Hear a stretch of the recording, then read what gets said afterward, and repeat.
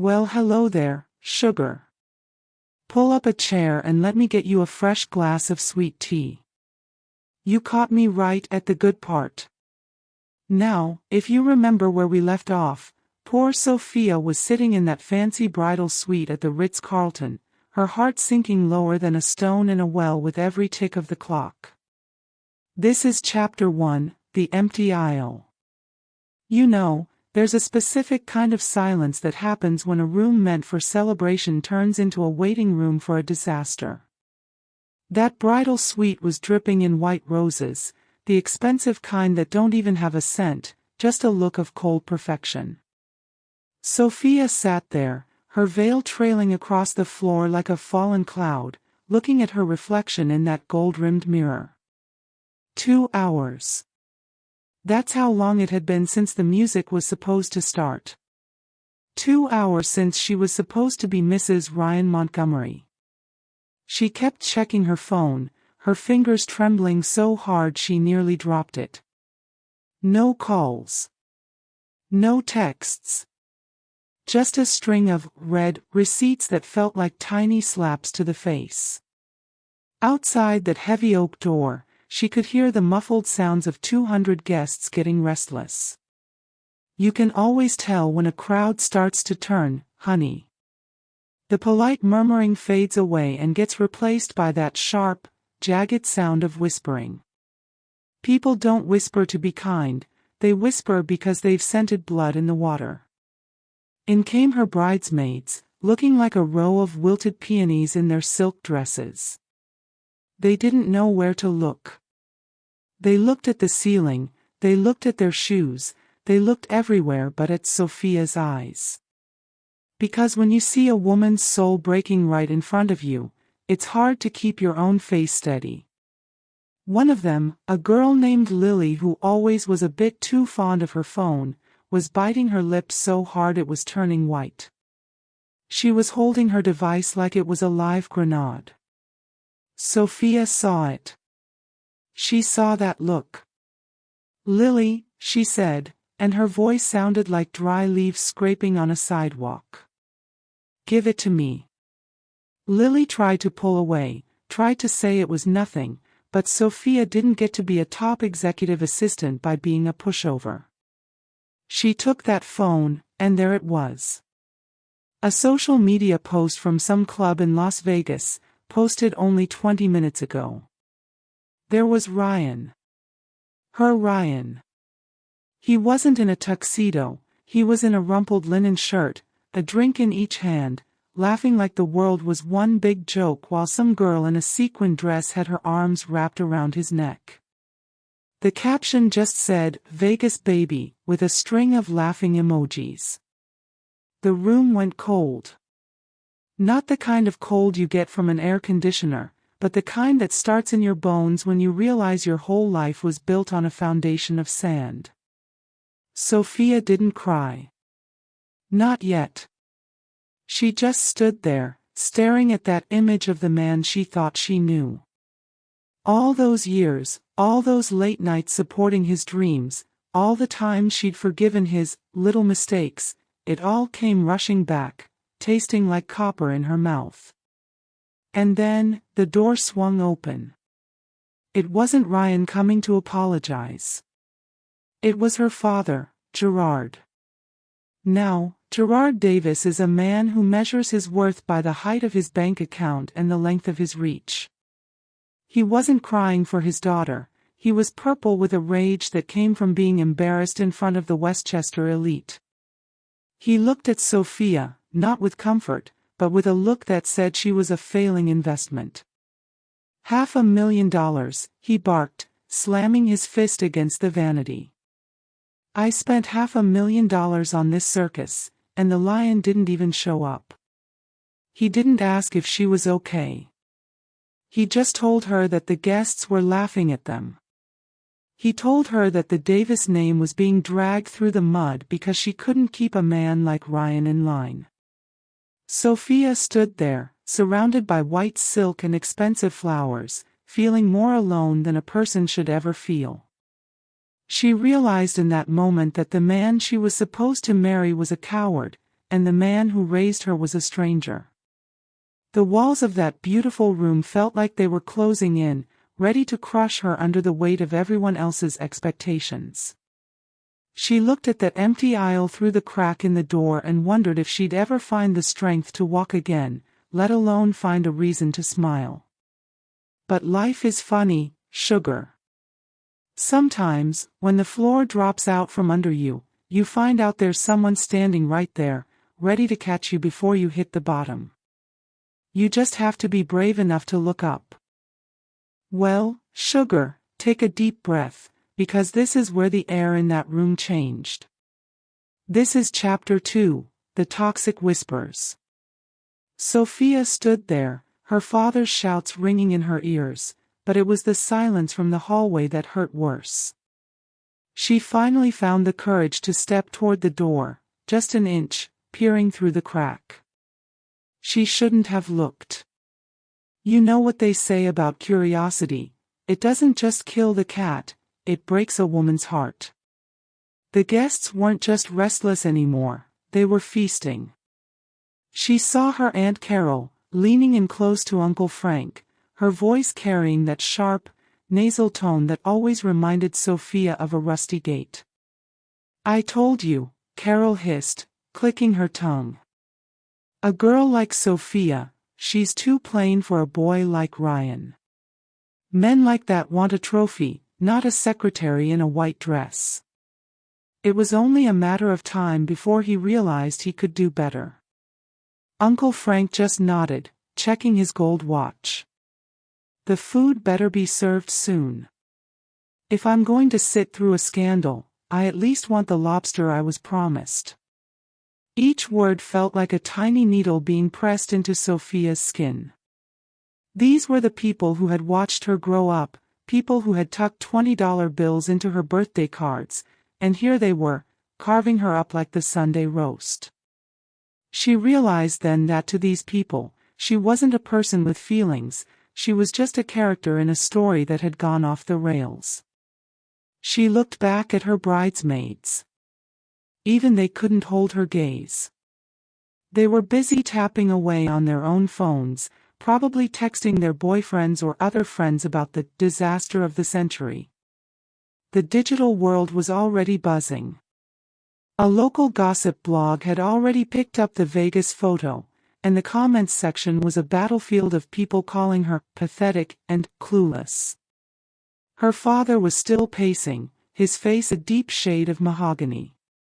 "Do you hear them, Sophia? Do you hear what they're saying about us? My business partners are out there.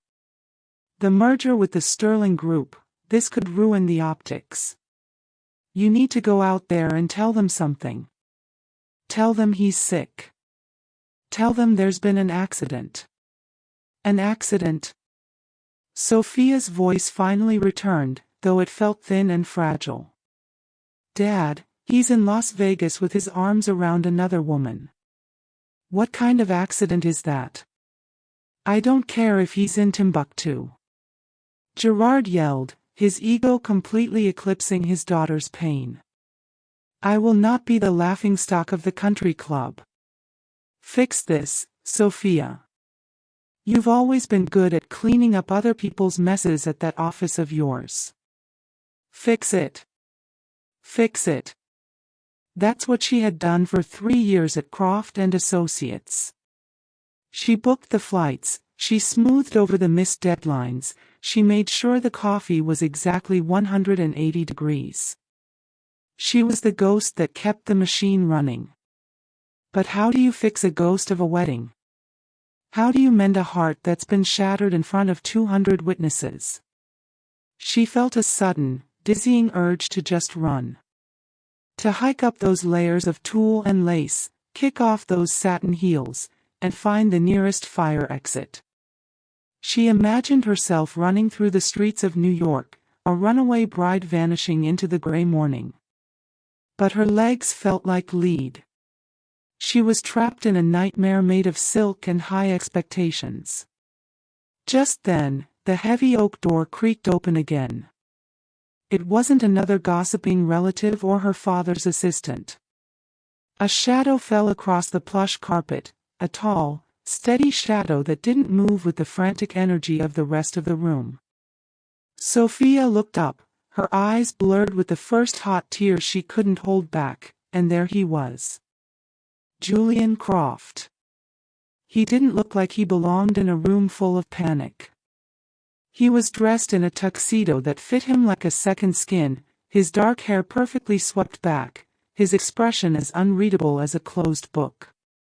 He wasn't looking at her father, and he wasn't looking at the bridesmaids. He was looking directly at Sophia, and for the first time in 3 hours, someone was looking at her like she was actually a human being. "Gerard," Julian said, his voice low and vibrating with a calm authority that silenced her father instantly. "I think you've said enough. Why don't you go find that lobster Frank is so worried about?" It was a small moment, honey, but it was the first time someone had stepped into the line of fire for her. And little did Sophia know, the architect of her professional life was about to draft a completely different blueprint for her future. "Well now, honey, settle back in. This is where the story takes a turn that nobody, especially not Sophia, ever saw coming. This is Chapter 3, Father's Fury." The room felt like it was vibrating with a heavy, ugly energy. Julian's entrance had paused the storm for a second, but Gerard Davis wasn't a man who stayed quiet for long. He was like a tea kettle left on the stove too long, whistling and spitting steam. He looked at Julian, then back at his daughter, and his face twisted into something truly mean. "You stay out of this, Croft," Gerard hissed, his voice dropping to a dangerous growl. "This is family business. This girl has let a fortune slip through her fingers and dragged my reputation through the mud along with it. Do you have any idea what the papers will do with this? The Davis heiress, dumped for a showgirl. It's a disgrace." He turned his sights back on Sophia, pointing a trembling finger at her chest. "I gave you everything. The best schools, the best clothes, and I set you up with a man from a good family.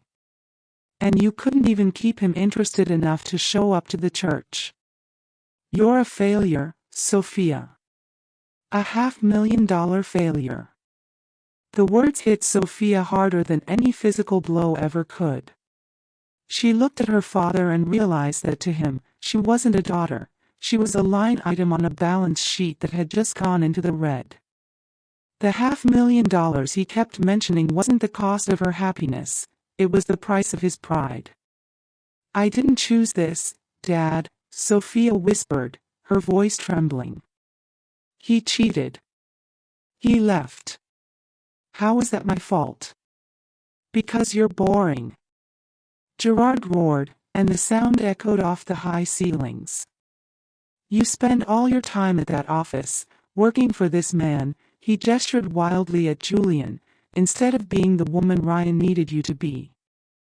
You're a mouse, Sophia. And today, everyone saw just how small you really are." He stepped closer, his shadow looming over her. "If you don't go out there and find a way to save face, if you let these people walk away laughing at me, don't bother coming home. You can take that fancy dress and find a park bench to sleep on, because as far as I'm concerned, I don't have a daughter anymore." It was a cold, cruel silence that followed. Even the bridesmaids looked horrified now, their gossiping forgotten in the face of such raw, fatherly hate. Sophia felt like she was shrinking, becoming that mouse he called her. She looked down at her hands, the diamond on her finger suddenly looking like a piece of worthless glass. But then, something happened. A hand, firm and warm, settled on Sophia's shoulder. It was Julian. He didn't pull her away, and he didn't shout. He just stood there like a mountain, shielding her from her father's glare. "That's enough, Gerard," Julian said. This time, his voice wasn't just calm, it was cold as a midwinter frost. You've spent 30 years building buildings, but you haven't learned a thing about how to keep a structure from collapsing. You don't break the foundation when the roof is leaking. Julian stepped forward, forcing Gerard to take a step back. You talk about money. You talk about reputation. You're so worried about the disgrace of an empty aisle that you're willing to throw away the only person in this room who has actually worked for your respect. Julian turned slightly, his eyes catching the light. The guests are waiting, Gerard. And they're going to get a wedding. But it won't be the one you planned, and it won't be for your benefit. He looked back at Sophia. For the first time, she saw a flicker of something in Julian's eyes that wasn't professional or distant. It was a spark of fierce, protective fire. He leaned in, his voice a low murmur meant only for her, even as her father stood there fuming. Sophia, he said softly. Look at me. Do you want to give them the show they're expecting? Or do you want to change the ending of this story? She looked up at him, her breath hitching in her chest. The world outside was still whispering, her father was still breathing fire, and her fiancé was 3,000 miles away in a drunken haze. But here was Julian Croft, the man who never made a mistake, offering her a hand in the middle of a landslide. Well, sugar, take a deep breath, because this is where the air in that room changed. This is Chapter 2, The Toxic Whispers. Sophia stood there, her father's shouts ringing in her ears, but it was the silence from the hallway that hurt worse. She finally found the courage to step toward the door, just an inch, peering through the crack. She shouldn't have looked. You know what they say about curiosity. It doesn't just kill the cat, it breaks a woman's heart. The guests weren't just restless anymore, they were feasting. She saw her Aunt Carol, leaning in close to Uncle Frank, her voice carrying that sharp, nasal tone that always reminded Sophia of a rusty gate. I told you, Carol hissed, clicking her tongue. A girl like Sophia, she's too plain for a boy like Ryan. Men like that want a trophy, not a secretary in a white dress. It was only a matter of time before he realized he could do better. Uncle Frank just nodded, checking his gold watch. The food better be served soon. If I'm going to sit through a scandal, I at least want the lobster I was promised. Each word felt like a tiny needle being pressed into Sophia's skin. These were the people who had watched her grow up, people who had tucked $20 bills into her birthday cards, and here they were, carving her up like the Sunday roast. She realized then that to these people, she wasn't a person with feelings, she was just a character in a story that had gone off the rails. She looked back at her bridesmaids. Even they couldn't hold her gaze. They were busy tapping away on their own phones, probably texting their boyfriends or other friends about the disaster of the century. The digital world was already buzzing. A local gossip blog had already picked up the Vegas photo, and the comments section was a battlefield of people calling her pathetic and clueless. Her father was still pacing, his face a deep shade of mahogany. Do you hear them, Sophia? Do you hear what they're saying about us? My business partners are out there. The merger with the Sterling Group, this could ruin the optics. You need to go out there and tell them something. Tell them he's sick. Tell them there's been an accident. An accident? Sophia's voice finally returned, though it felt thin and fragile. Dad, he's in Las Vegas with his arms around another woman. What kind of accident is that? I don't care if he's in Timbuktu. Gerard yelled, his ego completely eclipsing his daughter's pain. I will not be the laughingstock of the country club. Fix this, Sophia. You've always been good at cleaning up other people's messes at that office of yours. Fix it. Fix it. That's what she had done for 3 years at Croft and Associates. She booked the flights, she smoothed over the missed deadlines, she made sure the coffee was exactly 180 degrees. She was the ghost that kept the machine running. But how do you fix a ghost of a wedding? How do you mend a heart that's been shattered in front of 200 witnesses? She felt a sudden, dizzying urge to just run. To hike up those layers of tulle and lace, kick off those satin heels, and find the nearest fire exit. She imagined herself running through the streets of New York, a runaway bride vanishing into the gray morning. But her legs felt like lead. She was trapped in a nightmare made of silk and high expectations. Just then, the heavy oak door creaked open again.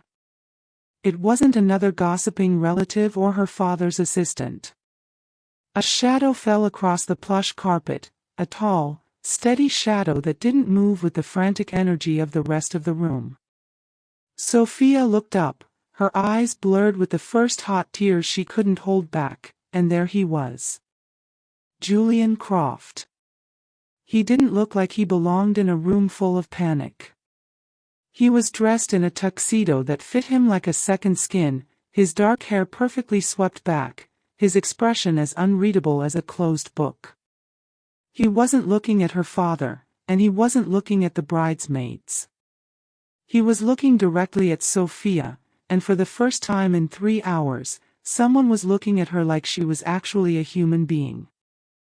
Now, honey, hold on to your heart, because this is where the air in that room got so thick you could hardly breathe.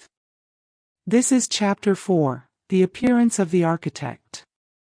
You see, Julian Croft wasn't just Sophia's boss. He was the kind of man who moved through life like he was designing a skyline. Every step was measured, every word was a cornerstone. He was a man of steel and glass, always professional, always 3 steps ahead of everyone else in the room. In all the years Sophia had worked by his side, she'd never seen him lose his cool, not even when a multi-million-dollar deal was hanging by a thread. But standing there in that suffocating bridal suite, Julian looked different. He didn't look like a man here to talk about blueprints or quarterly earnings. He looked like a man who had seen a masterpiece being vandalized and decided he wasn't going to stand for it. He stayed right there by her side, his presence acting like a lightning rod for her father's electricity. Gerard was still huffing, his face a shade of purple that looked downright unhealthy. What are you talking about, Julian? Change the ending. The groom is gone.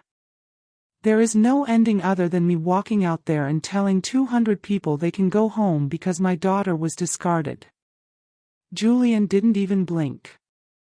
He didn't look at Gerard, his eyes stayed locked on Sophia. He reached out and, with a gentleness that made the bridesmaids gasp, he tucked a stray lock of hair back under her veil.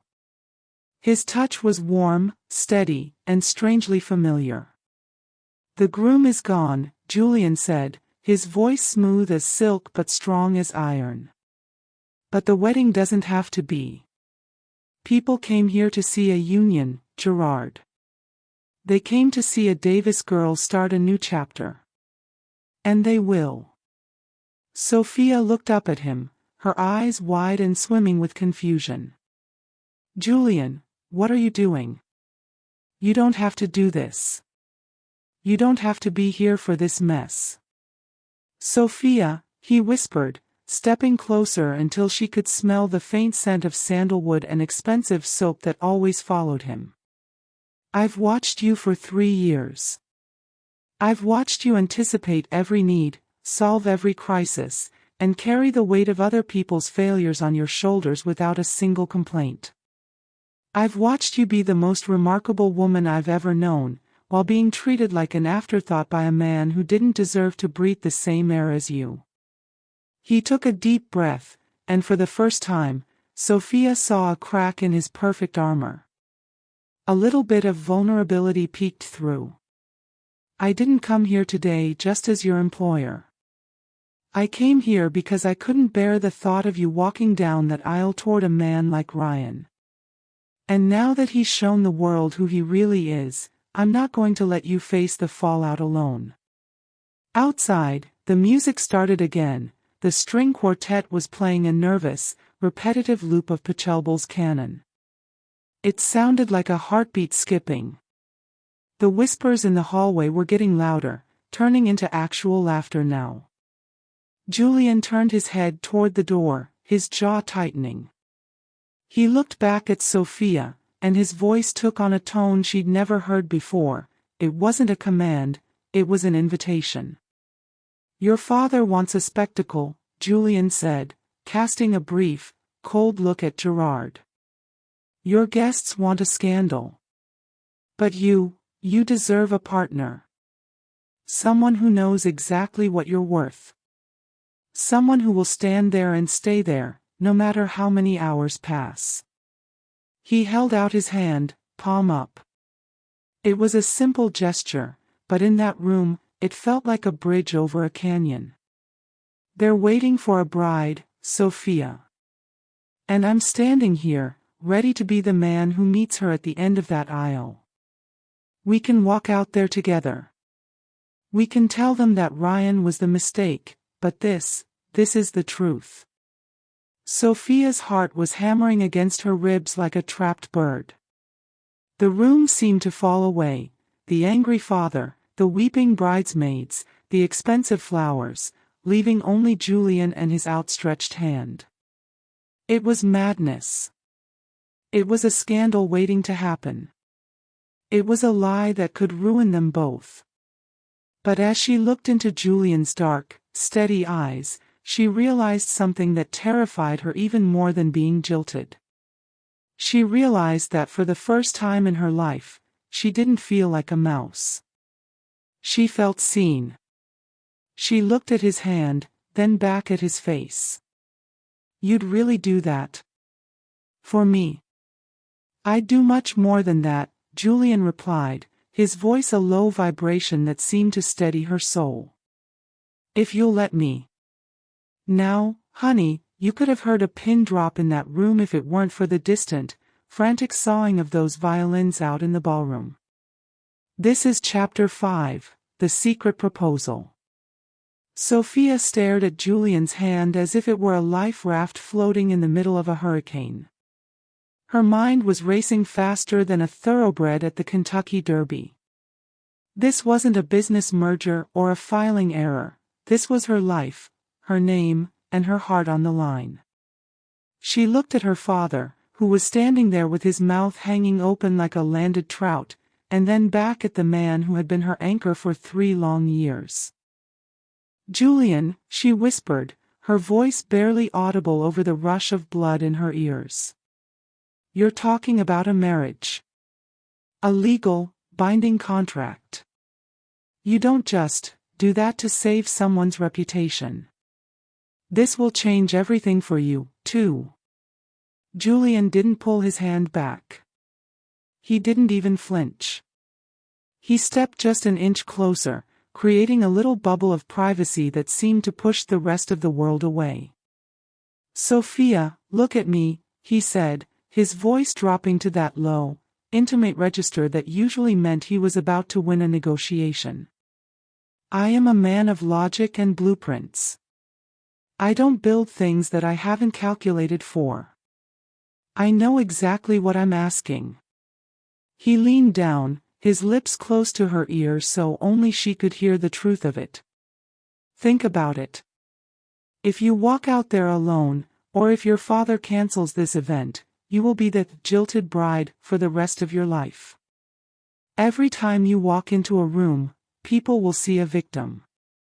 But if we walk out there together, if we tell them that you and I realized weeks ago that we were the ones meant to be, and that today was always supposed to be about us, then you aren't a victim. You're a woman who took control of her own destiny. But it's a lie, she breathed, her eyes searching his. Is it? Julian asked, and for a fleeting second, the professional mask slipped completely, revealing a depth of longing that made Sophia's knees feel weak. I've spent 3 years watching you. I've spent every day admiring your strength and wishing I had the right to be the one taking care of you. Maybe the timing is a mess, and maybe the setting is all wrong, but standing by your side. That is the most honest thing I've ever offered anyone. Sophia felt a strange heat rising in her chest.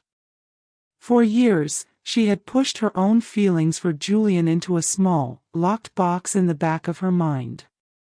He was her boss, he was untouchable. But now, the box was breaking open. Her father finally found his voice, stepping forward with a confused scowl. Now hold on just a minute, Croft. You're saying you'll marry her? Right now? In front of all those people? What about the legalities? What about the optics? Julian didn't even turn his head to look at him. The legalities are already handled, Gerard. I have the papers. I have the standing. As for the optics, would you rather have a daughter who was dumped by a loser, or a daughter who is married to the man who just bought out your largest competitor? That shut Gerard up real quick. You could practically see the gears turning in his head, calculating the stock prices instead of his daughter's happiness. Sophia took a deep breath, the scent of Julian's cologne giving her a sudden, sharp clarity. She looked at the white lace of her sleeves, then at the door that led to the gauntlet of judgmental eyes. She could hide, or she could fight. She could be the girl who was left behind, or she could be the woman who stepped into a new world with the most powerful man she knew. She looked Julian in the eye, her chin lifting just a fraction. You won't regret this. Julian's lips quirked into the smallest, most confident smile she had ever seen. Regret is for people who don't know what they want, Sophia. And I've known what I wanted since the day you walked into my office. Slowly, she reached out. Her gloved hand looked small against his, but as her fingers closed around his palm, the trembling stopped. Her heart was still thumping, but it wasn't out of fear anymore. It was out of something that felt dangerously like hope. Okay, she whispered. Let's give them a wedding they'll never forget. Well now, sugar, if you thought the tension in that bridal suite was high, it was nothing compared to the air in the grand ballroom. This is Chapter 6, The Vows of a Stranger. The heavy doors at the back of the aisle creaked open, and for a heartbeat, the entire room went silent. It was that kind of silence that's so heavy you can almost feel it pressing against your eardrums. 200 heads turned all at once, a sea of silk and expensive jewelry, all expecting to see a weeping girl or a frantic father making an announcement. Instead, they saw Julian Croft. He didn't look like a man stepping into a backup role. He walked with a steady, quiet power, with Sophia's hand tucked firmly into the crook of his arm. Sophia felt like she was floating outside her own body. She could feel the stares, the confused squinting of her Aunt Carol, the dropped jaw of her father's business partners, and the frantic whispering that started up like a hive of disturbed bees. As they reached the altar, the officiant, a gray-haired man who looked like he'd seen everything under the sun, looked back and forth between the two of them. He cleared his throat, his eyes darting toward the front row where Gerard Davis sat looking like he'd seen a ghost. We are gathered here today, the officiant began, his voice wavering just a touch, to join this woman and this man. Julian didn't wait for the man to stumble over the name. He stepped forward, and from the inner pocket of his tuxedo, he pulled out a folded piece of parchment. It wasn't the standard wedding program. It was a special license, signed and sealed with a speed that only a man of Julian's influence could manage. My name is Julian Croft, he said, his voice ringing out through the ballroom, clear and cool as a mountain stream. And I am here to marry Sophia Davis. There has been a change in the schedule, but there has been no change in the commitment. A collective gasp rippled through the pews. It was a scandal, honey, the kind of thing people usually only read about in those glossy magazines at the grocery store checkout. But Julian's presence was so commanding that nobody dared to stand up and object. He looked like he owned the room, the altar, and the very air they were breathing. When it came time for the vows, Julian didn't look at the paper. He didn't look at the officiant. He turned to Sophia and took both of her hands in his. His grip was warm and solid, the only thing keeping her from shaking right out of her lace-covered shoes. Sophia, he said, and the way he said her name, well, it didn't sound like a boss talking to an assistant. It sounded like a man who had been holding his breath for a long time and was finally letting it out. I promise to be the man who stands by you when the world is looking the other way. I promise to build a life with you that is as strong as it is beautiful. I take you as you are, and I give you everything I am. The words weren't the standard ones. They were better. They were a promise of protection. Sophia looked into his eyes, and for a second, she forgot about the 200 people watching. She forgot about Ryan and the Vegas photos. She saw Julian, the real Julian, and she felt a sudden, sharp realization that she wasn't just playing a part. Sophia, she whispered, her voice gaining strength with every word, take you, Julian, to be my husband. When the officiant finally pronounced them husband and wife, a strange thing happened. There wasn't a roar of applause, but a stunned, reverent hush. It was as if the guests knew they had just witnessed something far more intense than the cookie-cutter wedding they'd been invited to. You may kiss the bride, the officiant said, sounding like he needed a stiff drink. Julian leaned in. He didn't rush it. He placed his hands on her waist, and for a moment, time just seemed to stop. It was the most public moment of her life, and yet, as his lips met hers, it felt like they were the only two people left on earth. It wasn't a stage kiss, sugar, it was a seal on a new life. And as they turned to face the crowd, Sophia realized that the stranger she had just married might be the only person who had ever truly known her at all. Well now, sugar, if the air at the altar was thick, the air at the start of the party was downright electric. This is Chapter 7, The Chaste First Kiss. As Julian pulled away, the ballroom stayed quiet for a heartbeat longer than was comfortable. It was that split second where everyone is trying to decide whether to cheer or call for a lawyer. But Julian didn't wait for their permission. He kept his hand firmly on the small of Sophia's back, a warm, steady anchor, and turned her to face the crowd. The camera started then. You know that sound, honey. That frantic, metallic clicking of a dozen professional photographers trying to capture a moment they didn't understand. The flashes were so bright they left purple spots in Sophia's vision. Each white light felt like a spotlight on her secret, a reminder that she wasn't just a bride anymore, she was the lead actress in a play she hadn't rehearsed. Julian leaned down just a hair, his breath warm against her ear. Smile, Sophia, he whispered. Don't look at the cameras. Look at the horizon. We've already won. She forced her lips to curl upward. It was a practiced smile, the one she used when a client was being difficult, but under Julian's touch, it felt a little more real. They began the walk back down the aisle, and as they passed the pews, the silence finally broke. It started with a slow, hesitant clap from a colleague in the back, and then it spread like a wildfire. By the time they reached the heavy oak doors, the room was roaring. But it wasn't a roar of joy, sugar. It was the sound of 1,000 questions. As soon as they crossed the threshold into the marble hallway, the door swung shut behind them, muffling the noise. The sudden quiet was jarring.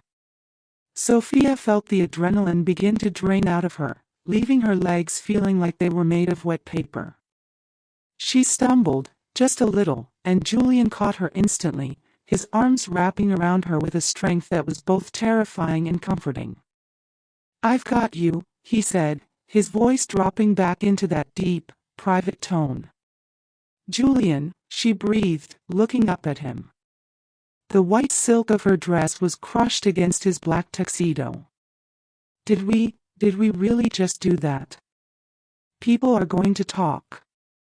My father's partners, the board of directors, your reputation." Julian looked down at her, and for a second, the chaste nature of that kiss at the altar seemed to vanish from his eyes. There was a hunger there, a fierce sort of pride that made Sophia's breath hitch. "Let them talk, Sophia. People have been talking about me since I built my first skyscraper. They talk because they're bored. They talk because they wish they had the courage to do something unexpected." He reached out and gently straightened her tiara, his fingers lingering against her skin. "As for my reputation, it's never been better. I just married the smartest, most capable woman in New York. If anything, my stock is going to go up tomorrow morning." Sophia looked at her reflection in the tall pier mirror in the hallway. She looked like the same girl who had been crying in the bridal suite, but her eyes were different. There was a spark of iron in them now.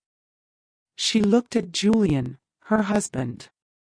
The word felt heavy and strange in her mind, like a new shoe that hadn't been broken in yet. "We have to go back in there, don't we?" she asked. "The reception. The toasts. The first dance." Julian nodded, his expression turning serious. "The hard part is over, Sophia. The ceremony is the contract.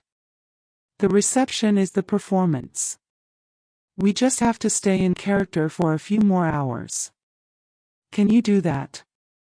She looked at his hand, still resting on her waist, and then back at the doors where the world was waiting to tear them apart with gossip. She took a deep breath, smoothing out the lace of her skirt.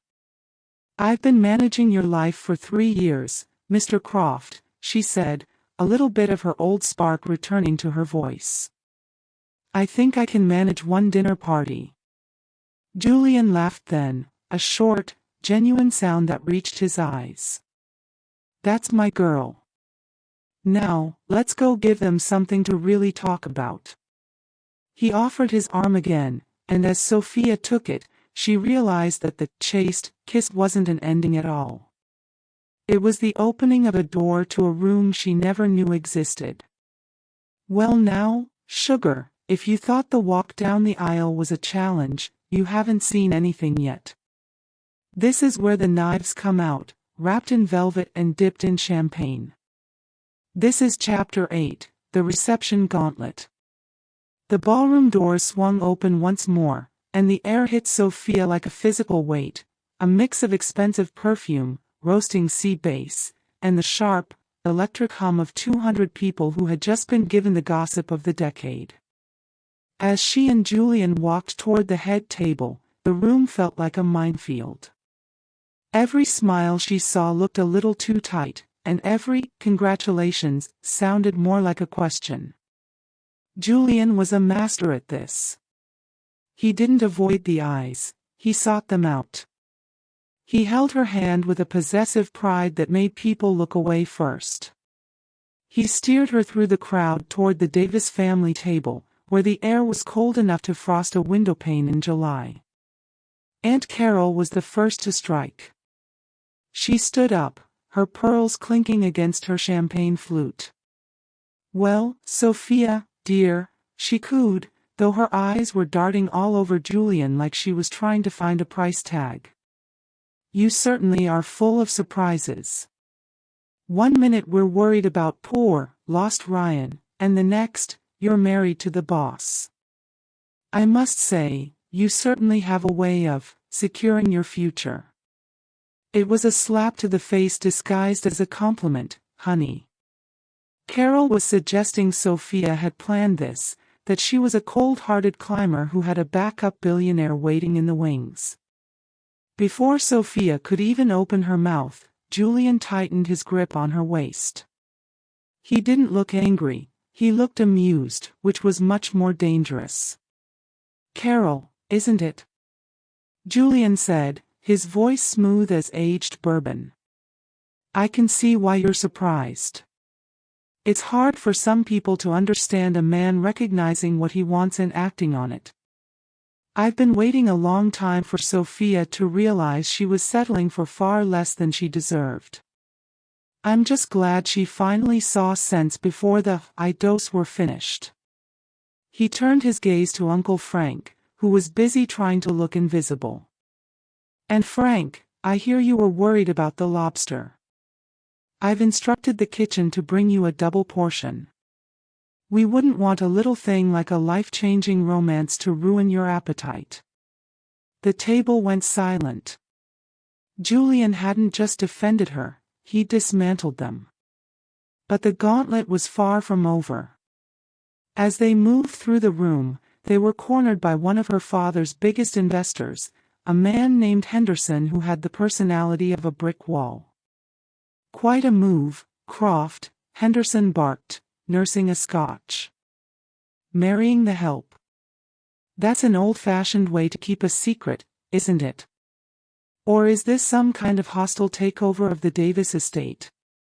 Sophia felt the familiar sting of being called the help. Even in a $5,000 dress, to these people, she was still just the girl who organized the files. She looked at Julian, expecting him to handle it, but this time, he stayed quiet. He looked at her, tilting his head just a fraction, as if to say, "Your turn." Sophia took a breath, letting the iron she'd felt in the hallway settle into her spine. She looked Henderson right in the eye.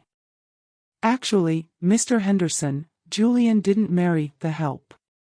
He married the woman who has been running the logistics of his firm for 3 years. And as for a hostile takeover, I think you'll find that I'm the one who holds all the keys to the kingdom now.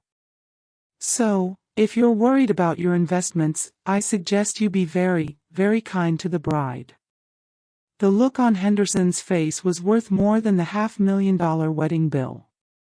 Julian let out a low, satisfied chuckle, leaning in to kiss Sophia's temple. "See," he whispered so only she could hear. "I told you that you were a lioness. They just didn't know it because you've been too polite to roar." But as they finally sat down at the head table, Sophia saw someone standing by the bar, watching them with a look that wasn't confused or judgmental.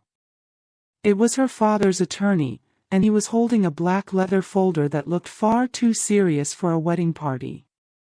The gauntlet wasn't just about gossip, sugar, it was about the fine print.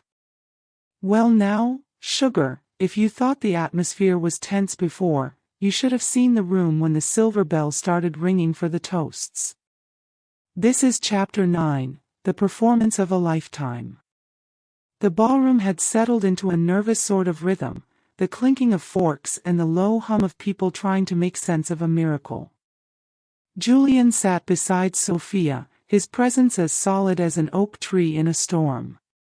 He hadn't touched his food, he just watched the room with those sharp, observant eyes. When it came time for the speeches, the air went bone dry. Everyone expected Gerard to stand up and bark out some corporate nonsense, but Julian didn't give him the chance. He stood up, his glass of vintage champagne catching the light like a diamond. He didn't use the microphone, he didn't need to. His voice carried to every corner of that room, commanding a silence that was absolute. "I know what you're all thinking," Julian began, a ghost of a smile playing on his lips. "You're thinking this is a story about a mistake. You're thinking you came here to witness one union and ended up seeing another by accident." He paused, letting the weight of his words settle. He turned his head slowly to look at Sophia, and for a moment, the performance felt so real it made her heart skip a beat. But the truth is, Julian continued, the only mistake made today was that it took this long for me to stand where I belong, by Sophia's side. You see her as a Davis. You see her as a socialite or an assistant. But I have seen the woman who works until midnight to make sure every detail is perfect. I have seen the woman who handles the most powerful men in this city with a grace they don't deserve. I have seen her kindness when no one was looking. He stepped closer to her, his shadow falling across her lap. For 3 years, I've watched her build everyone else's dreams. Today, I decided it was time someone built hers. I didn't step into this role because the seat was empty. I stepped into it because it's the only seat I've ever wanted to occupy. Sophia felt a lump in her throat so big she could hardly swallow. She looked up at him, searching for the lie, searching for the business deal in his eyes, but she couldn't find it. He sounded like a man who was finally telling a secret he'd been keeping for a lifetime. So, Julian said, raising his glass higher, I'd like to propose a toast. Not to a wedding that almost wasn't, but to a woman who is far more than any of you realized. To my wife, Sophia. May this be the last day anyone ever underestimates you. The room erupted. It wasn't the polite, measured clapping from before, it was a roar of genuine shock and grudging admiration. Even the skeptics were leaning in, whispered conversations turning from, how could she, to, did you hear how he looked at her? Julian sat back down, leaning in close until his shoulder brushed hers. How was that? He whispered, his voice vibrating with a bit of playful mischief. You're a very good actor, Julian, Sophia replied, her voice a little shaky as she tried to regain her composure. Julian didn't answer right away. He just picked up his glass and took a slow sip, his eyes never leaving hers. Who said I was acting, Sophia?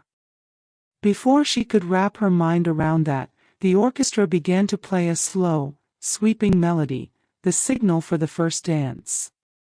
The performance wasn't over yet, but as Julian stood and offered her his hand once more, Sophia realized that the script was changing under her feet, and she wasn't sure if she was the leading lady or the one being led into a beautiful trap. Well now, sugar, if the speeches were for the crowd, this dance was for the souls. This is Chapter 10, The Dance Floor Revelation. The lights in the grand ballroom dimmed, turning the gold leaf on the ceiling into flickering shadows. The orchestra began to play a slow, haunting arrangement of a song Sophia didn't quite recognize. It was something old, something that felt like it had been pulled from a velvet box at the back of a closet. Julian led her to the center of the floor, and as they moved, the sea of guests parted like the Red Sea. When he turned to take her in his arms, it wasn't the polite, distant hold of a boss and an employee at a Christmas party. He pulled her in close, close enough that she could feel the steady, rhythmic thrum of his heart against her own. One of his hands splayed across the small of her back, firm and warm, while the other laced its fingers through hers. Just follow my lead, Julian whispered, his voice a low vibration that seemed to settle the butterflies in her stomach. They began to move, and honey, let me tell you, Julian Croft didn't just walk through life, he glided. They turned in a slow, elegant circle, the heavy skirts of her white dress snapping against his shins.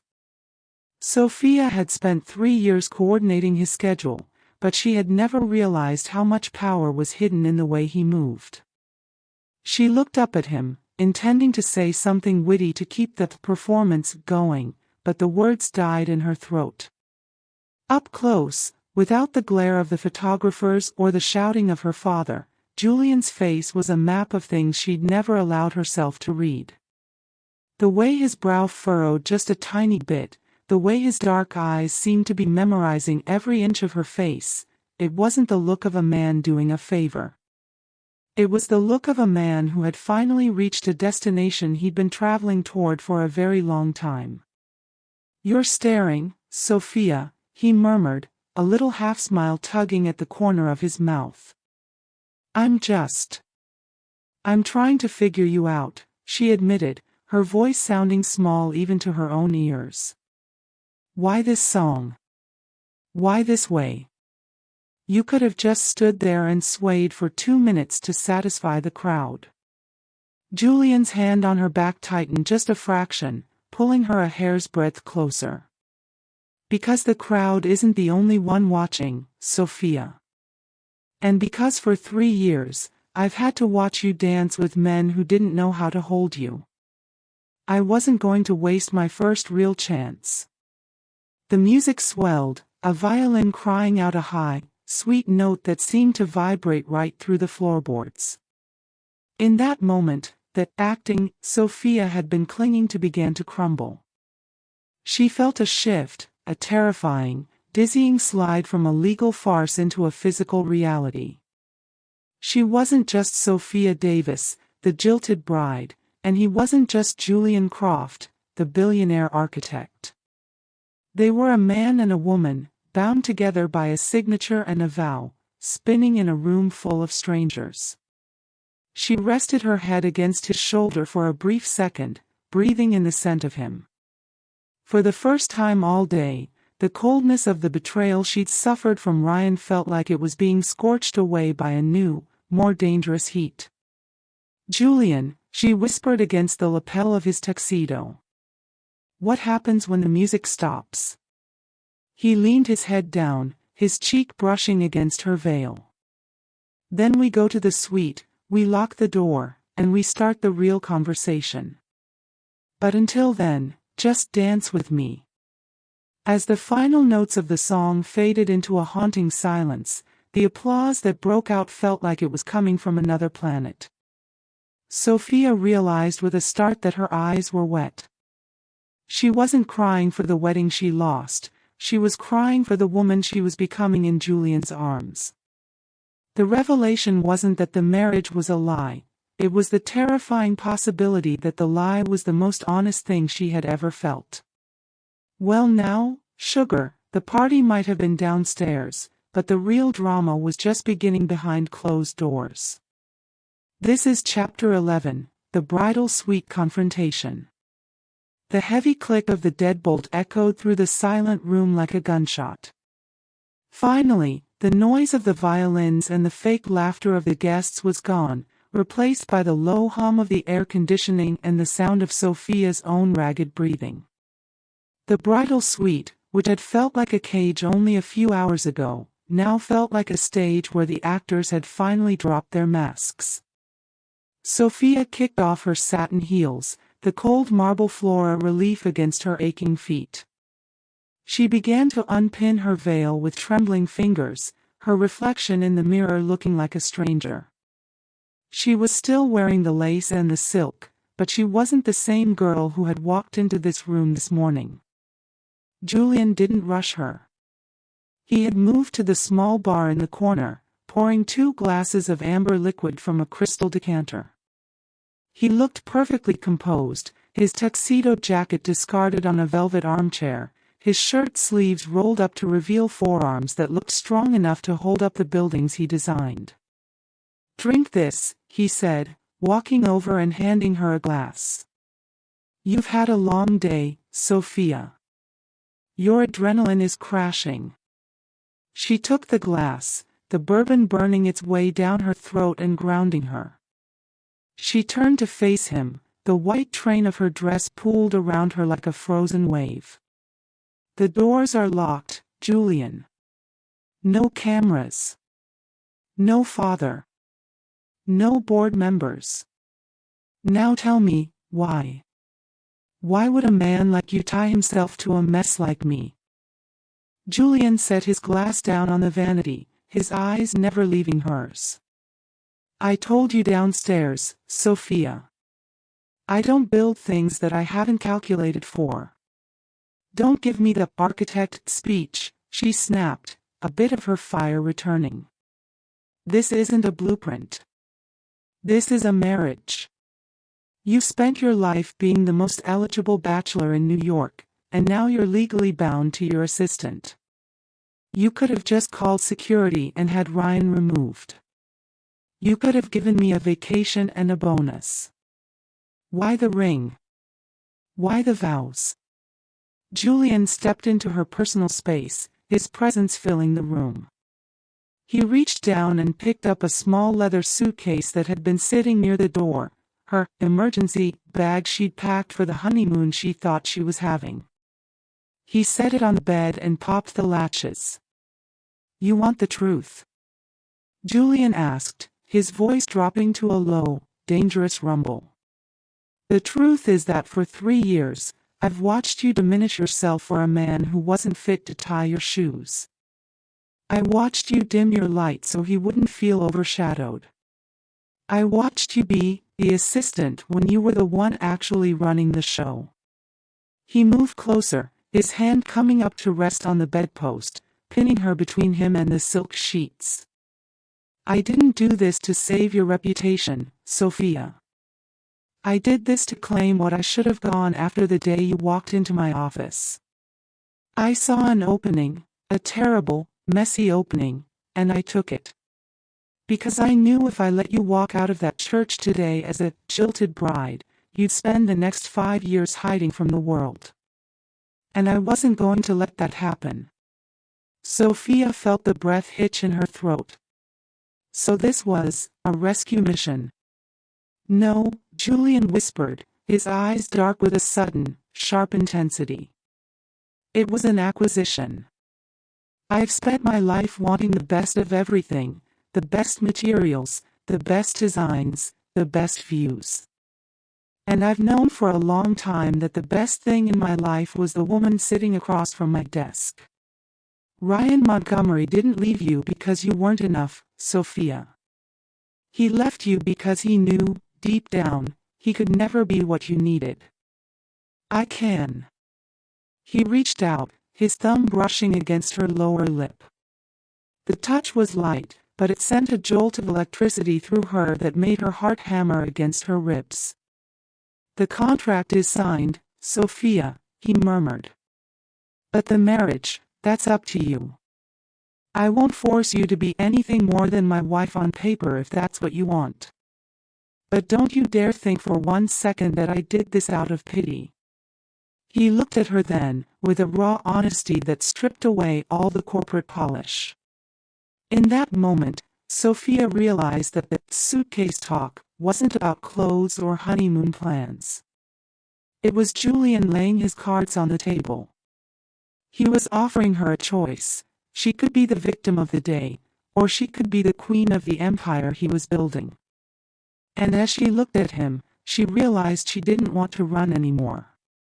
Well now, sugar, this is where the air in that room didn't just get heavy, it got honest. This is chapter 12, breaking the consistent mold.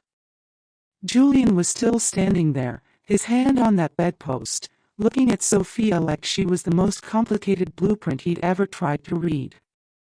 Sophia felt the weight of her own life pressing down on her. All those years of being the girl who fetched the coffee, the girl who smoothed over the rough edges, the girl who made sure everyone else looked good while she stayed in the shadows. She looked down at her hands, still clutching that glass of bourbon. You make it sound so simple, Julian.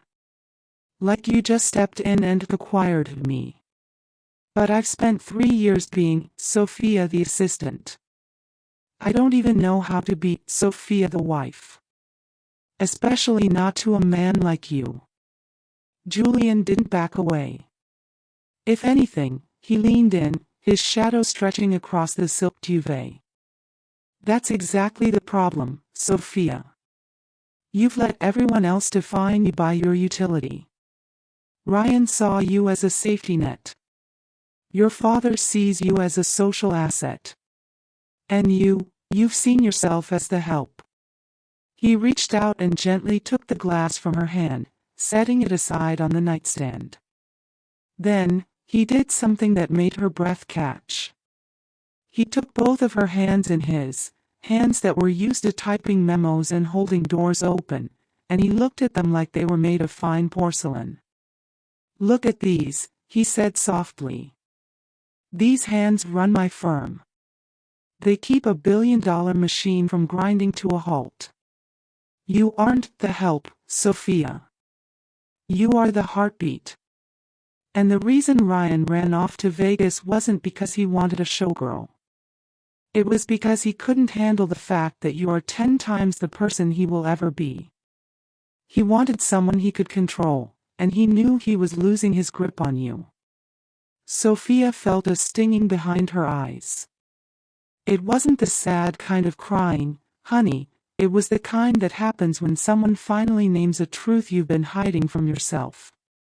"He always told me I was too serious," she whispered. "That I cared too much about the details. He said I made him feel like he was under a microscope." "Because you were," Julian countered, his voice firm. "You were seeing him for exactly what he was, a man with no foundation. And instead of rising to your level, he tried to pull you down to his. He wanted you small, Sophia. He wanted you quiet. He wanted you to be an assistant in your own life." Julian let go of one of her hands and reached up, his fingers grazing the line of her jaw. "In this room, with me, that mold is broken. I don't want an assistant. I don't want someone to stay in the shadows. I want the woman who stood up to Henderson downstairs. I want the woman who has the courage to marry a man she barely knows just to reclaim her dignity." Sophia looked into his dark eyes, and for the first time, she didn't see her boss. She saw a man who was challenging her to be as big as she actually was. "And if I don't know how to do that? If I'm still that girl who's afraid of making a mistake?" Julian's thumb traced the curve of her cheek, his expression softening into something so tender it made her heart ache. "Then I'll be the one who makes sure you have the space to fail until you realize you can't. We aren't a business deal anymore, Sophia. We're a team. And on my team, you're the star, not the support staff." The silence that followed wasn't the awkward kind. It was the kind of silence you find in the woods right before the first light of dawn. The assistant she had been for 3 years felt like a skin she was finally starting to shed. She looked at Julian, the man who had seen her value when she was too busy to notice it herself, and she felt a sudden, terrifying surge of affection. She wasn't just breaking a mold, honey, she was stepping out of the box she'd been living in for a lifetime. And as Julian leaned down, his forehead resting against hers, Sophia realized that the most dangerous thing about this marriage wasn't the scandal, it was the fact that she was finally starting to believe him. "Well now, sugar, turn the lights down low, because this is the moment where the shadows in that suite finally gave way to something real." This is Chapter 13, The Night of Truth. The air between them was so thick you could have cut it with a silver cake knife. Julian was still there, his forehead resting against hers, and for a long minute, neither of them said a word. The only sound was the distant, muffled honk of a New York taxi far below, a reminder that the world was still spinning while time had stood still in this room. Sophia felt the heat of him, a steady, radiating warmth that seemed to melt the last of the icy fear she'd been carrying since she first saw that photo of Ryan. She looked up into Julian's eyes, and she didn't see the cold, calculating architect she'd worked for. She saw a man who was looking at her like she was the only thing in the world that mattered. "Julian," she whispered, her hands finding the lapels of his white dress shirt. The silk felt cool, but the man beneath it was fire. Everything today, it was all so fast. The wedding, the vows, the dancing. I feel like I'm caught in a dream, and I'm terrified of what happens when I wake up." Julian didn't pull away. Instead, his hands moved from her waist to her back, drawing her flush against him. The lace of her bodice pressed into his chest, and she could feel his heart, thud-thud, thud-thud, racing just as fast as hers. "Then don't wake up," he murmured, his voice a low, gravelly caress. "Because this isn't a dream, Sophia. The paper is real. The rings are real. And this." He trailed off, his gaze dropping to her lips. "This is the most real thing I've felt in years."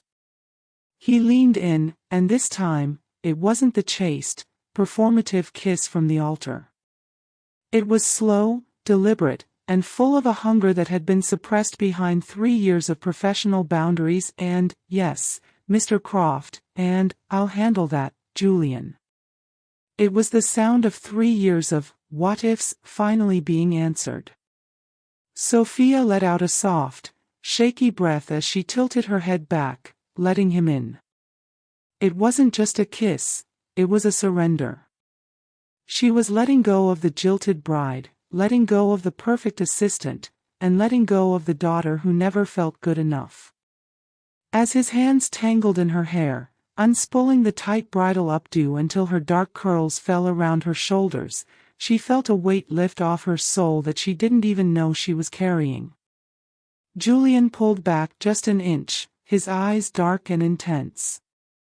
"I told you I wouldn't force you to be anything more than my wife on paper.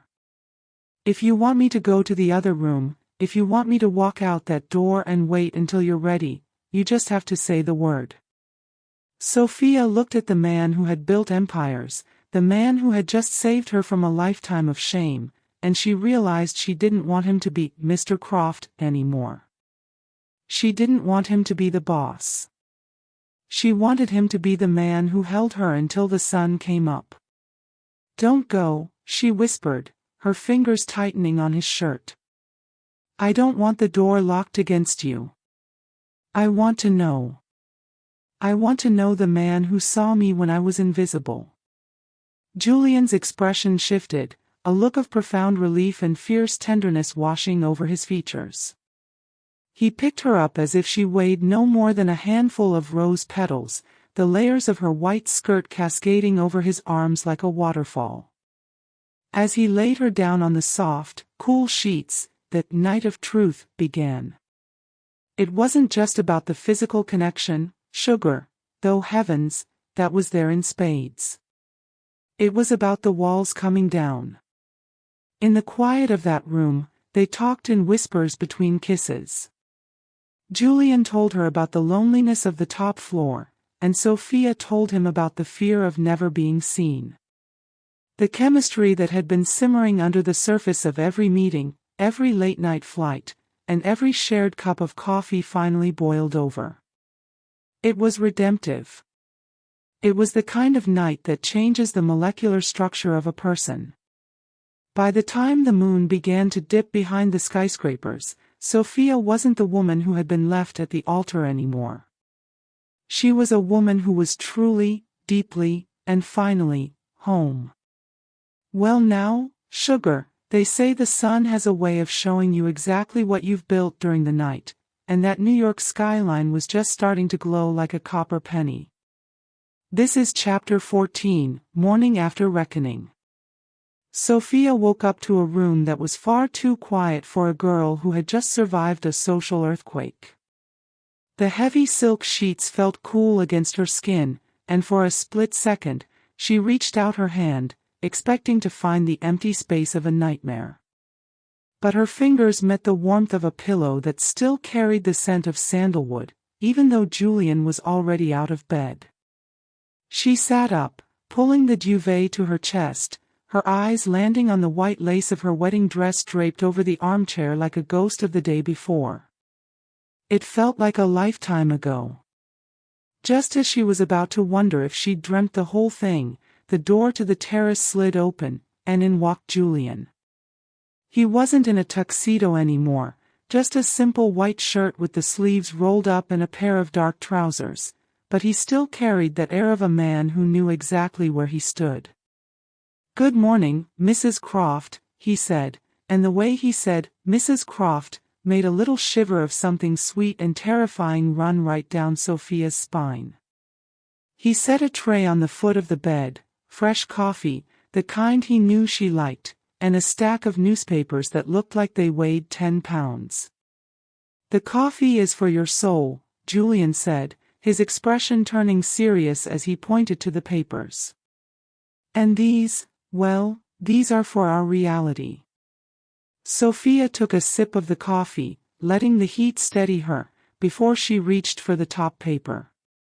There it was, right on the front of the style section, a photo of her and Julian at the altar, looking like the picture of a secret, high-society romance. The headline read, "The Architect's Secret Blueprint, a Surprise Union at the Ritz." "It's everywhere, Sophia," Julian said, sitting on the edge of the bed. "The gossip blogs, the financial news, even the morning talk shows. They're calling it the modern fairy tale. Nobody is talking about Ryan anymore. They're too busy trying to figure out how he kept us a secret for 3 years." Sophia flipped through the pages, her heart hammering. "But Julian, look at these comments. People are analyzing my every move. They're calling the office. They're calling my father." "Let them call," Julian replied, his voice as steady as a heartbeat. "But that's not why I woke you. My phone has been vibrating off the hook since 5 a.m. Your father has called 16 times. The board of directors has called a meeting for Monday morning. And it seems someone leaked a video of our first dance." Sophia felt the blood drain from her face. "A video? Was it bad?" Julian reached out and took her hand, his thumb tracing circles over her knuckles. "It was beautiful, Sophia. And that's the problem. It looked too real. The board is worried about the ethics of a CEO marrying his assistant. They're worried about the optics of a hostile takeover of the Davis family interests. The reckoning had arrived, sugar. The bubble they'd built in the dark of the night was being pricked by the sharp needles of the world outside." Sophia realized then that being Julian's wife wasn't just about the quiet moments in a silk-lined room, it was about standing in the middle of a storm with a man who was used to being the lightning rod. "We knew this was coming," Sophia whispered, looking at the man who had changed her world in a single afternoon. "We did," Julian agreed, his eyes flashing with a bit of that old boardroom steel. "But they don't know who they're dealing with. They think they can pressure me into an apology or pressure you into a resignation. They think this was a scandal we're trying to hide from. They haven't realized yet that we're the ones holding the map." He leaned in, kissing her forehead with a lingering tenderness. "Get dressed, Sophia. We have a world to answer to, and I refuse to let them see us blink." As she stepped out of bed, Sophia realized that the morning after wasn't the end of the story, it was the beginning of the war. And for the first time in her life, she wasn't afraid of the fight. "Well now, sugar, if you think the New York tabloids are tough, you haven't met a woman with a protective heart and a long-distance phone plan." This is Chapter 15, The Sisters' Interrogation. The morning sun was streaming into the suite, but the real heat was coming from Julian's phone, which was buzzing across the marble countertop like a trapped hornet. Julian looked at the screen, and for the first time since the wedding began, he actually looked a little nervous. "It's Elena," he said, holding the phone up as if it were a live grenade. "Your sister?" Sophia asked, smoothing out the silk robe she'd found in the closet. She knew of Elena Croft, the brilliant, sharp-tongued heiress who ran the family's foundations from a villa in Barcelona. Julian adored her, but he'd always said Elena could see through a brick wall if she thought a secret was hidden behind it. Julian swiped the screen and set it on the vanity, the video call connecting instantly. A woman with dark, sleek hair and eyes exactly like Julian's appeared, looking framed against a backdrop of Mediterranean blue. She wasn't smiling. Julian Mark Croft, Elena's voice crackled through the speaker, sharp and clear. I wake up to find my brother's face on the front page of every international news site, draped in white lace and looking like he's just pulled off the heist of the century. Care to explain why I had to find out about your wedding from a Google alert? Julian cleared his throat, pulling Sophia into the frame. Elena, I'd like you to meet Sophia. My wife. Elena went quiet for a long, agonizing second. Her eyes darted over Sophia, taking in the messy hair, the tired eyes, and the way Julian's arm was wrapped firmly around her waist. The assistant, Elena said, her voice softening just a fraction but remaining skeptical. The one you've been talking about for 3 years in every business update. The one whose name appears in your reports more than the actual buildings. Sophia felt a flush creep up her neck. Julian had been talking about her. The same, Julian said, his jaw set. Listen to me, both of you, Elena said, leaning into the camera. I know our family. I know how the Croft name works. The board is already whispering that this is a stunt to protect the Davis merger. They're saying you're saving her to gain leverage. But I'm not the board, Julian. I'm your sister. And I want to know, did you marry this girl because you needed a project, or because you finally grew a spine and told her how you felt? It was a direct hit, honey. Julian didn't look away from the screen. I married her because she's the only person I've ever met who makes the view from the top floor worth looking at, Elena. And if the board wants a fight, they can have one, but they won't be fighting a CEO. They'll be fighting a husband. Elena's expression finally broke, a small, knowing smile tugging at her lips. She looked at Sophia. Sophia, honey, you have my sympathies. He's a difficult, stubborn man who thinks he can build a bridge over any problem. But if he's looking at you the way he is right now, well, I suppose I should start planning the real party in Spain. Because the one you had yesterday looked like a battlefield. It felt like one, Sophia admitted, her voice finally steady. Good, Elena replied. Battlefields make for strong foundations. But be careful, Sophia. The Crofts have a lot of history, and not all of it is as pretty as Julian skyscrapers. My brother has brought you into a world that doesn't like surprises. Don't let them make you feel like a guest in your own life. As the call ended, the room felt a little larger, and the world a little more complicated. Sophia realized then that Julian wasn't just a man, he was the center of a vast, golden empire with a family that had its own secrets and its own expectations. She wasn't just facing her father or the board, she was being integrated into a legacy. Julian set the phone down and turned to her, his expression unreadable. She likes you, he said. She interrogated me, Julian. Sophia laughed, though her heart was still thumping. In our family, Julian said, pulling her close, that's how we say, welcome to the fold. But the warmth of the moment was interrupted by a sharp knock at the suite door. It wasn't the polite knock of room service. It was the heavy, rhythmic thud of someone who was used to being obeyed. Her father had arrived for the reckoning. Well now, sugar, if you thought the sister was a handful, you'd better brace yourself. The honeymoon phase didn't even last until checkout time. This is Chapter 16, Return to Westchester. The drive out to the Davis estate was the quietest hour Sophia had ever spent in a car. Julian's hands were steady on the wheel of that sleek black sedan, but the air inside was thick with the kind of tension that precedes a lightning strike. As the iron gates of her childhood home swung open, Sophia felt a cold knot tighten in her stomach. This wasn't just a house, it was a fortress built on the idea of perfection, and she was the one who had finally cracked the walls.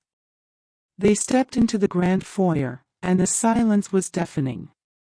No servants scurrying about, no music playing, just the ticking of the grandfather clock that sounded like a judge's gavel. And there, standing in the center of the living room, were her parents.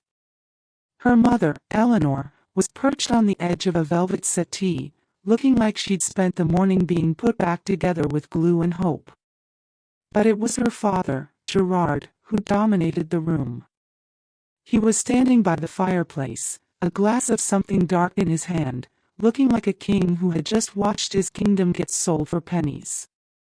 "Sit down," Gerard barked, not even looking at them.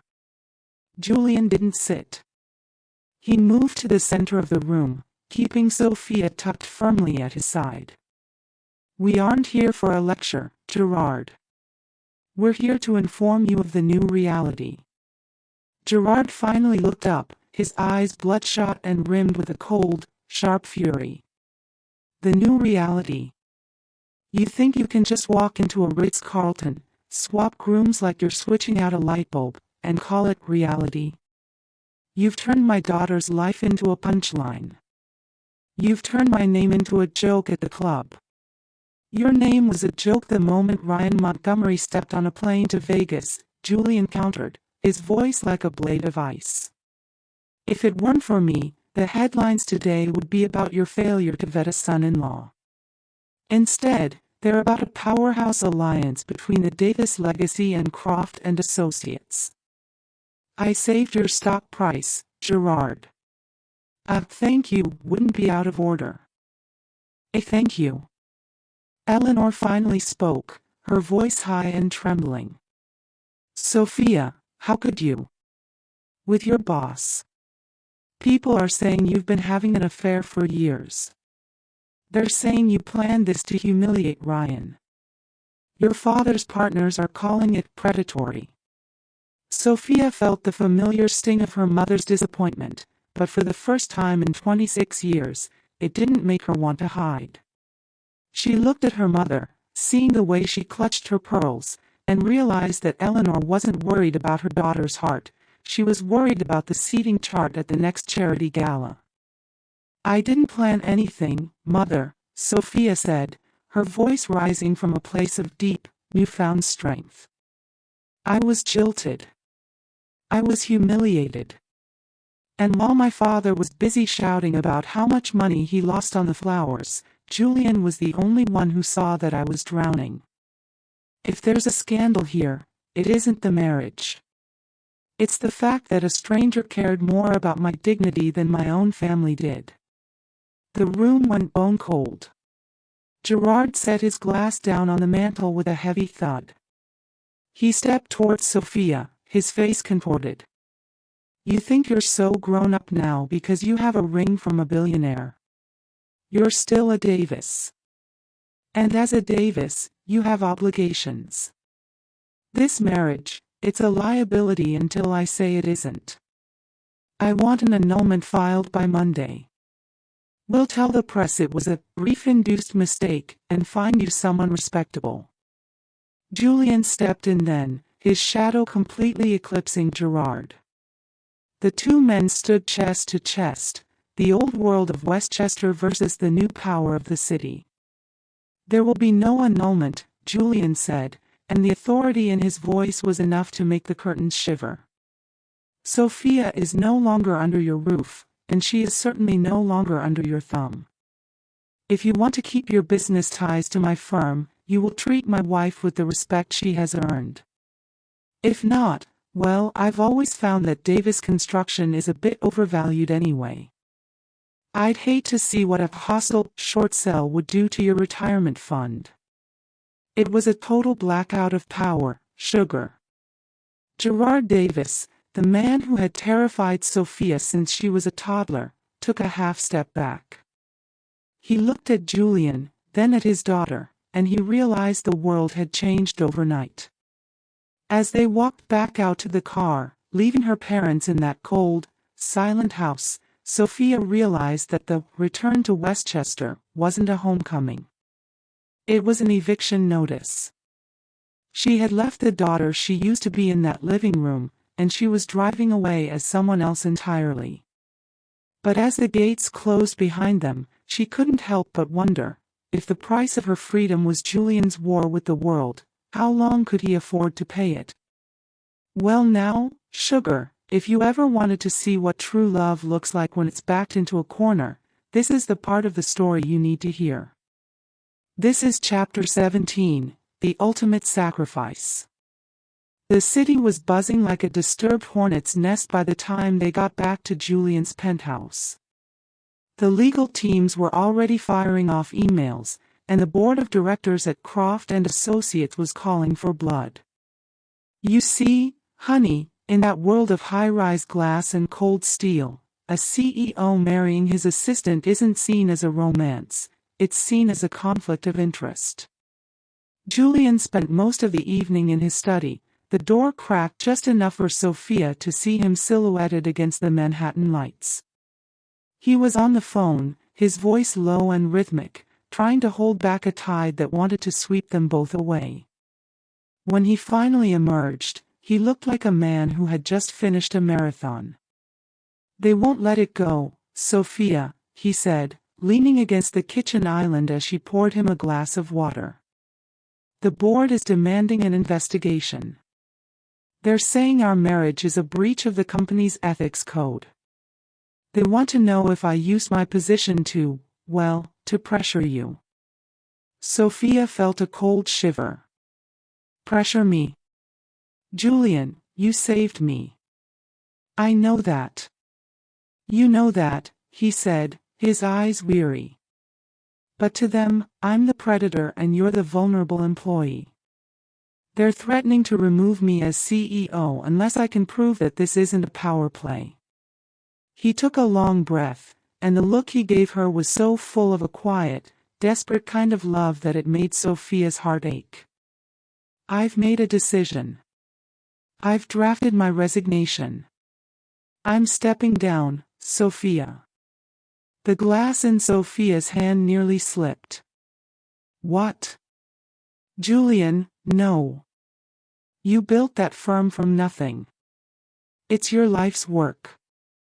You can't just walk away because of a few dusty old men in a boardroom. Julian stepped closer, taking the glass from her and setting it down.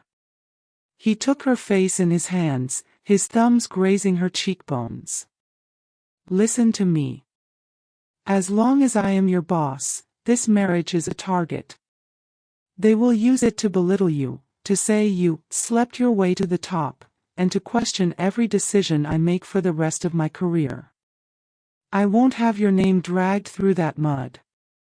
But to lose everything you've worked for, she whispered. I'm not losing everything, he countered, a small, fierce smile touching his lips.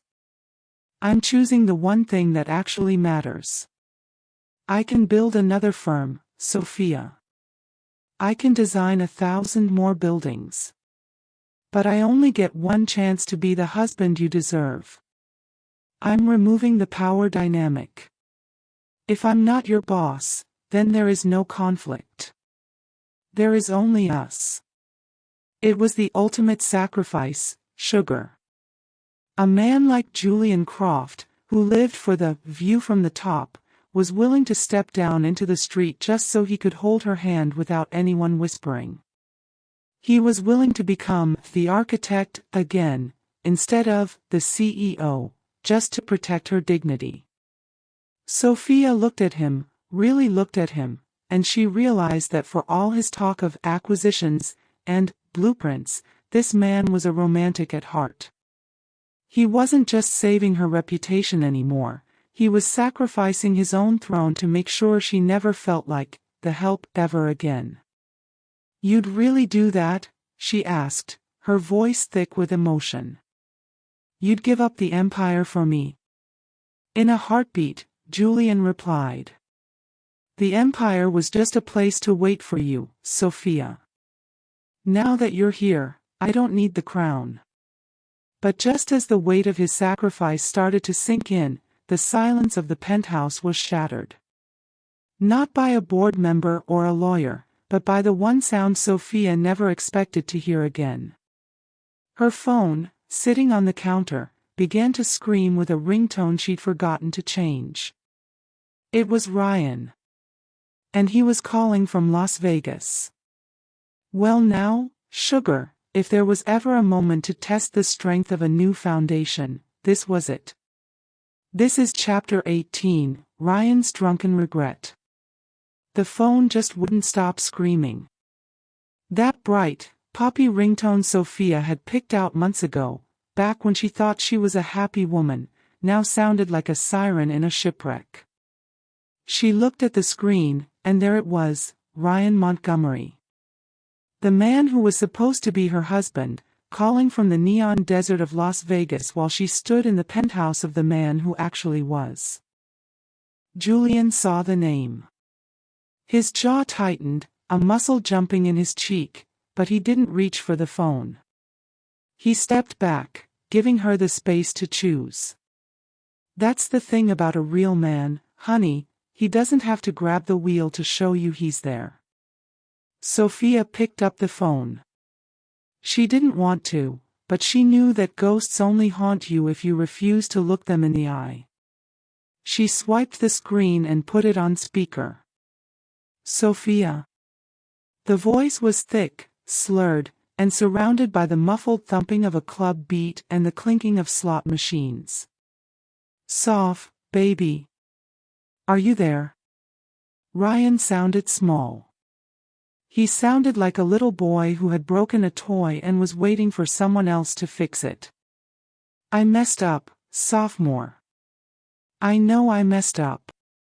It was just, the bachelor party got crazy, and the guys, they kept buying shots, and then there was this girl, but she didn't mean anything. I swear. Sophia felt a strange sensation. She expected to feel a hot flash of anger, or maybe a crushing weight of sadness. But as she listened to him whine, all she felt was bored. It was like watching a movie she'd already seen a dozen times and realizing the ending was never going to change. Ryan, she said, her voice as cool and clear as the Manhattan air outside the window. Where are you? I'm at the Wynn. I think, he stumbled over his words. I lost my wallet, sophomore. And the hotel won't let me back in the room because the card was in your father's name. Can you call him? Tell him I'm sorry. Tell him to send a car. I'll be back by tomorrow night, we can just do the wedding on Monday. Nobody has to know, right? He didn't know. He hadn't seen the papers. He hadn't seen the internet. He was so wrapped up in his own selfish fog that he thought the world had just stopped and waited for him to finish his drink.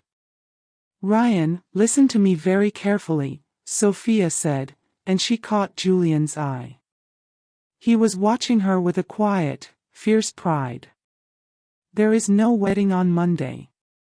There is no us to fix. While you were losing your wallet and your dignity in Vegas, I was standing at the altar. I didn't wait for you. I moved on. What? What do you mean? Ryan let out a pathetic, drunken laugh. Who would you marry? You don't even have a date. I married Julian Croft, she said, and the words felt like gold on her tongue. I am his wife. Legally, spiritually, and in every way that matters. So, don't call my father. Don't call me. Call a cab, Ryan. And find your own way home. She didn't wait for his reply. She didn't want to hear the begging or the excuses that were sure to follow. She just tapped the end call button and, with a flick of her wrist, she blocked his number. Then, she did something even better. She deleted him from her contacts, watching his name vanish as if he'd never existed at all. The silence that followed was beautiful. Sophia looked at Julian, and the air in the room seemed to lighten. "You okay?" Julian asked softly. "I've never been better," she realized, and she meant it. He was a shadow, Julian. I spent years trying to light a candle for a shadow.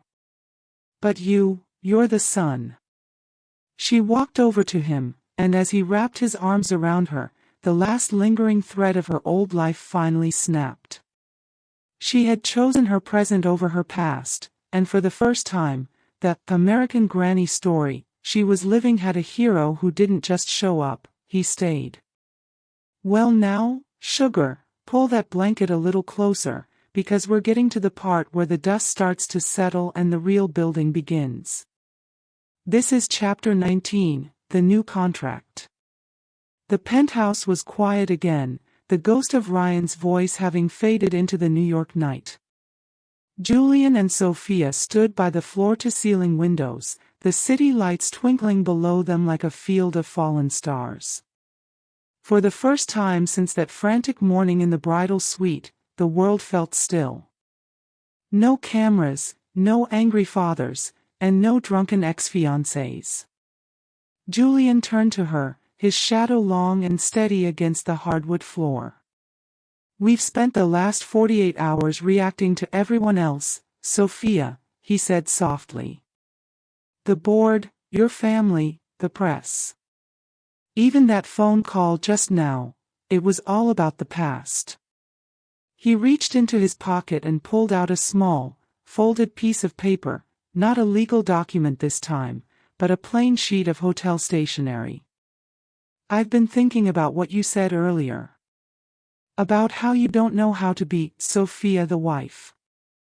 And truth be told, I don't know much about being a husband outside of a boardroom. So, I wrote a new contract. Just for us." Sophia took the paper, her fingers brushing his. It wasn't filled with legalese or whereas clauses. It was a list, written in Julian's sharp, precise architect's handwriting. 1. No more Mr. Croft. Only Julian. 2. Every Sunday is off the grid. No phones, no firms. 3. We date. From the beginning. Even if we're already wearing the rings. 4. You tell me when I'm being a CEO instead of a partner. Sophia felt a smile tugging at her lips, a genuine one that reached all the way to her eyes. "This isn't very hostile takeover of you, Julian." "I told you," he murmured, stepping into her space and resting his hands on her waist. "The acquisition is over. Now comes the preservation. I don't want a wife who feels like she's bound to me by a debt or a scandal. I want a woman who chooses to stay because she wants to see what we can build when the foundation isn't a crisis." He leaned down, his forehead resting against hers. "So, Mrs. Croft, would you like to go on a first date with your husband tomorrow night? No press, no business talk. Just a quiet corner and a chance for me to tell you all the things I was too professional to say for 3 years." Sophia looked at the list, then at the man who had risked his entire empire just to make sure she felt safe. She realized that while the first contract was signed out of necessity, this simple list of promises, was the one that truly mattered. "I think I'd like that," she whispered. "But I have one condition to add to the list." "Anything," Julian said. "Number 5, she said, her voice growing stronger. "We don't do this for the optics. We do this for us. If we're going to be the modern fairy tale, let's make sure the story is actually ours." Julian's eyes darkened with a look of pure, unadulterated devotion. "Deal," he said. They stood there for a long time, just holding each other in the quiet of their new life. They were married to a stranger, yet they were more known to each other than they had ever been to anyone else. The new contract wasn't about the law, it was about the heart. And as the moon climbed higher over the Empire State Building, Sophia realized she wasn't just surviving a disaster anymore. She was starting a life. Well now, sugar, the sun was finally starting to set on the most chaotic weekend New York City had seen in a decade. This is Chapter 20, The Architect's Secret Garden. True to his word, Julian didn't take her to one of those flashy, see-and-be-seen restaurants where the waiters move like robots and the photographers hide in the bushes. No, he led her to a small, ivy-covered townhouse in a quiet corner of the village. He had a key, but it wasn't a place Sophia had ever seen on his schedule. "What is this place?" she asked as the heavy oak door groaned open. "This is where I go when I don't want to be the man on the magazine covers," Julian said, flicking a switch. Low, warm lights hummed to life, revealing floor-to-ceiling bookshelves, a fireplace that looked like it had seen a century of winters, and a drafting table covered in hand-drawn sketches, not of skyscrapers, but of a small cottage by a lake. He led her to a small table by the window, where a simple dinner was already waiting. "I've had this place for 10 years. Not even my sister knows about it. I wanted our first date to happen somewhere that hasn't been touched by the Davis or Croft legacies." As they sat, the conversation shifted. For the first time, they weren't talking about the firm or the fallout. Julian told her about growing up as the quiet boy who preferred drawing in the dirt to playing with the other rich kids. Sophia told him about the summer she spent wanting to be an artist before her father told her that Davis women manage, they don't create. "You still create, Sophia," Julian said, his eyes catching the flicker of the candlelight. "You created a life out of the wreckage of yesterday. Most people would have crumbled. You just got sharper." He reached across the table, not for her hand this time, but for the small sketch he had been working on at the drafting table. He turned it around. It was a drawing of her, not in the wedding lace, but the way he saw her every day, focused, fierce, with a pen tucked behind her ear and that look of quiet determination he'd admired for 3 years. "I didn't marry you because of a crisis, Sophia," he whispered, his voice thick with a truth he'd been carrying like a heavy stone. "I used the crisis as an excuse because I was too afraid you'd say no if I asked you on a Tuesday morning at the office." Sophia felt a tear escape, but she didn't wipe it away. "I wouldn't have said no, Julian. I was just waiting for someone to look at me long enough to see I was there." The architect's secret garden wasn't just a house. It was the proof that Julian had been building a place for her in his heart long before the first stone was ever laid at the church. As they walked out into the cool night air, hand in hand, the world felt smaller, quieter, and finally right. The American Granny story of the jilted bride was over. The story of Sophia and Julian Croft. Well, honey, that was only on page 1. What a journey we've been on, sugar. From a Vegas scandal to a billionaire's vow. I hope you enjoyed this tale as much as I enjoyed telling it.